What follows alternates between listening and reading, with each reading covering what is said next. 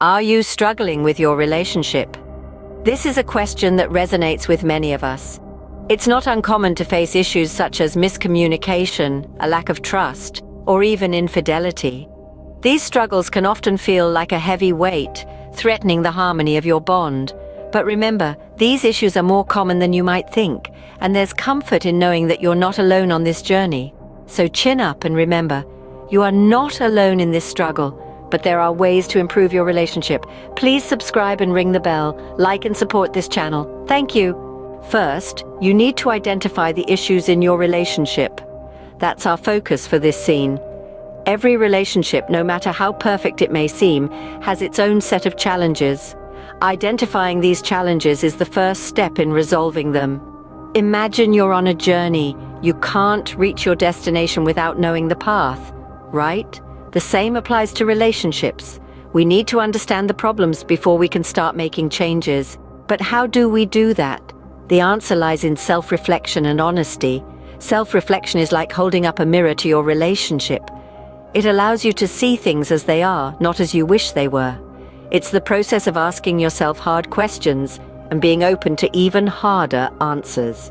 What are you unhappy with in your relationship? Maybe it's the lack of quality time, or perhaps it's the frequent disagreements over petty issues. Whatever it is, acknowledging these feelings is the first step towards a solution. But self-reflection shouldn't stop at your own feelings. It's equally important to consider what your partner might be unhappy with. This requires a great deal of empathy and understanding.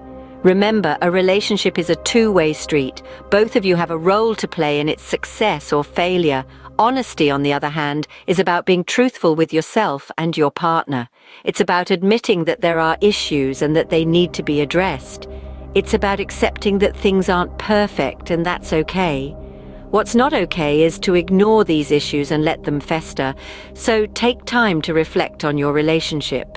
Be honest with yourself and your partner. Identify the issues and accept them. Only then can you start working towards a solution. It's a challenging process, no doubt. It might even be uncomfortable at times. But it's a necessary step in the right direction.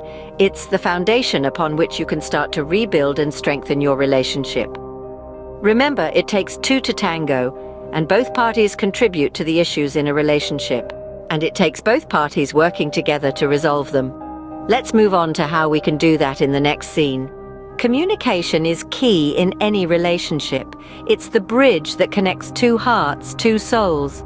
But what does effective communication really mean? Let's unravel this together.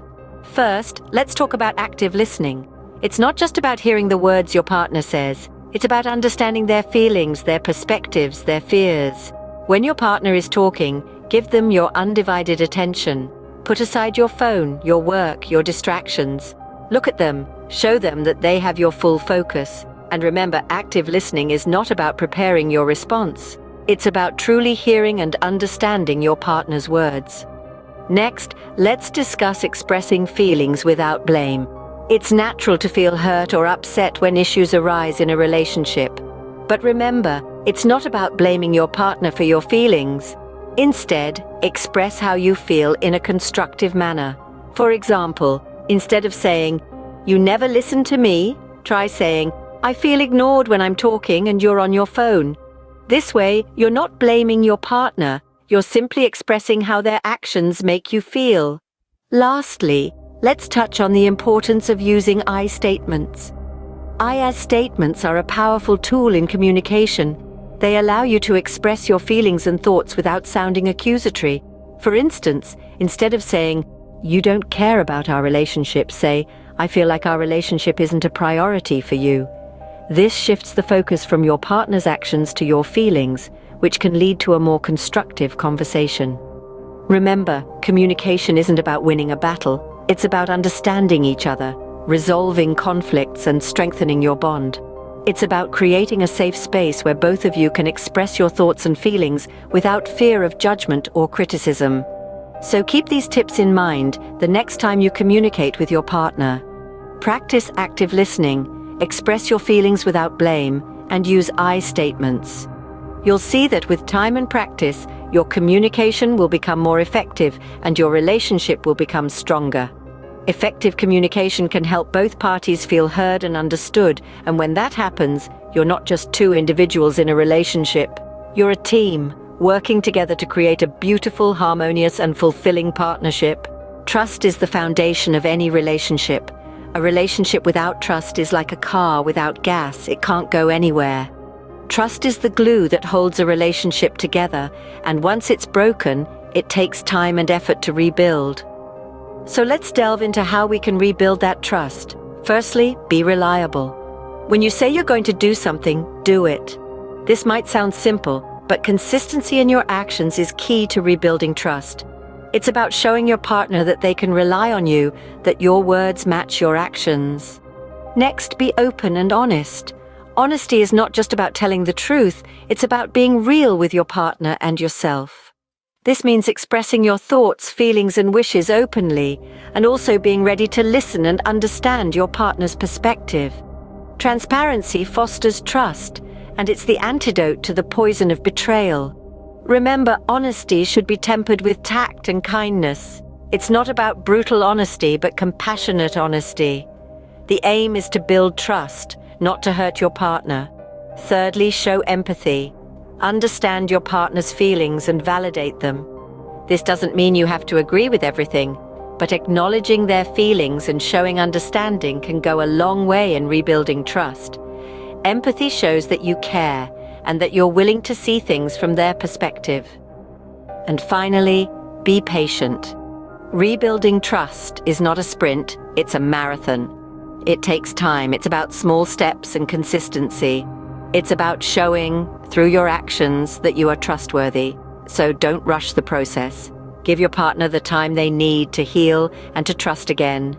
In conclusion, rebuilding trust involves being reliable, being open and honest, showing empathy, and having patience. It's about showing your partner, through your actions, that you are a person they can trust.